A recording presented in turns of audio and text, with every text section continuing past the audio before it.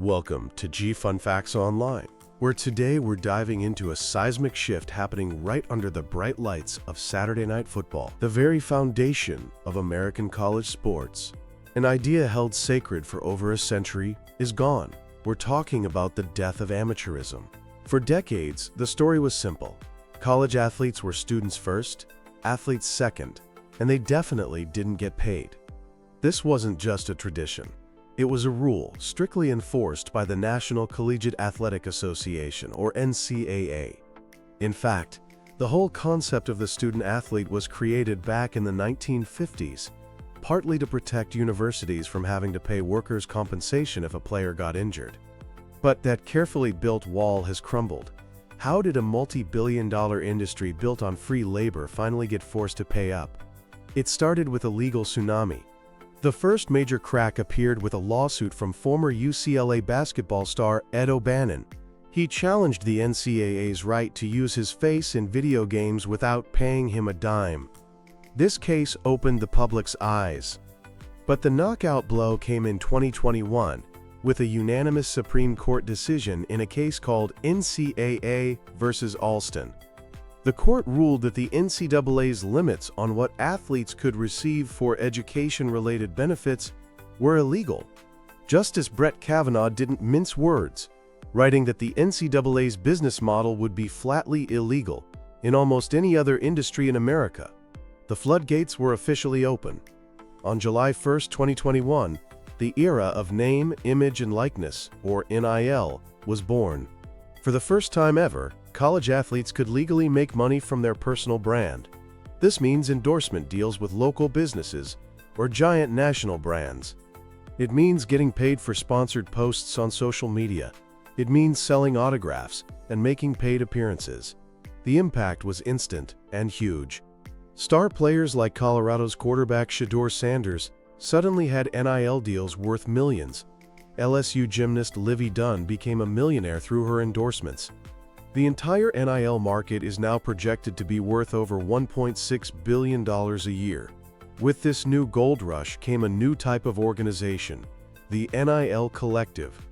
Think of these as giant slush funds, often run by wealthy alumni and boosters, created for one purpose: to pool money and create NIL opportunities for athletes at their favorite university. In reality, they've become a dominant force in recruiting. The promise of a six-figure NIL deal is now as important as a school's facilities or coaching staff, creating a high-stakes bidding war for top talent. But the biggest change was yet to come. A landmark antitrust lawsuit known as House versus NCAA led to a historic settlement. This settlement has two gigantic parts. First, a back pay fund of nearly $2.8 billion to be paid to thousands of former athletes who were blocked from earning money between 2016 and 2024. Second, and this is the true game changer, universities can now directly share their athletic revenue with players. For the first time, schools are allowed to directly pay their athletes a share of the money they bring in. The initial cap is set around $20 million per school per year. This officially turns top college athletes into paid performers. But these changes are causing massive economic ripples. Many athletic departments, believe it or not, don't actually make a profit. With the new requirement to pay football and basketball players, there are real fears that universities will have to cut non-revenue sports, like wrestling, swimming, or tennis. The transfer portal, which lets athletes switch schools easily, has basically become professional free agency. Players are constantly moving, chasing bigger paychecks. The future is exciting but also incredibly messy. Several huge questions remain unanswered. First, are these athletes now legally employees?